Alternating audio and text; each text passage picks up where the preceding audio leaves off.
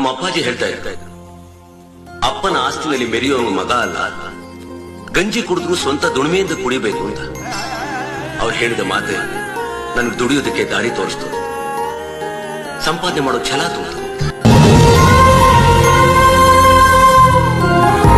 ಉಳಿ ಏಟನ ಪೆಟ್ಟು ಅಂತ ತಿಳ್ಕೊಂಡ್ರೆ ಯಾವ ಕಲ್ಲು ಶಿಲೆ ಆಗೋದಿಲ್ಲ. ನೇಗಿಲು ಉಳೋದ್ನ ನೋವು ಅಂತ ತಿಳ್ಕೊಂಡ್ರೆ ಯಾವ ಭೂಮಿನೂ ಫಲ ಕೊಡೋದಿಲ್ಲ.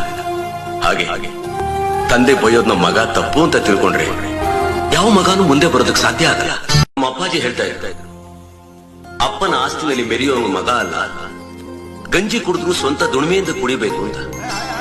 ಅವ್ರು ಹೇಳಿದ ಮಾತೆ ನನಗೆ ದುಡಿಯೋದಕ್ಕೆ ದಾರಿ ತೋರಿಸ್ತು, ಸಂಪಾದನೆ ಮಾಡೋ ಛಲ ತುಂಬಿತು.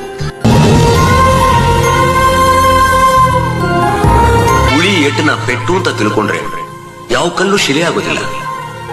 ನೇಗಿಲು ಉಳೋದ್ನ ನೋವು ಅಂತ ತಿಳ್ಕೊಂಡ್ರೆ ಯಾವ ಭೂಮಿನೂ ಫಲ ಕೊಡೋದಿಲ್ಲ. ಹಾಗೆ ತಂದೆ ಬೈಯೋದ್ನ ಮಗ ತಪ್ಪು ಅಂತ ತಿಳ್ಕೊಂಡ್ರೆ ಯಾವ ಮಗನೂ ಮುಂದೆ ಬರೋದಕ್ಕೆ ಸಾಧ್ಯ ಆಗಲ್ಲ.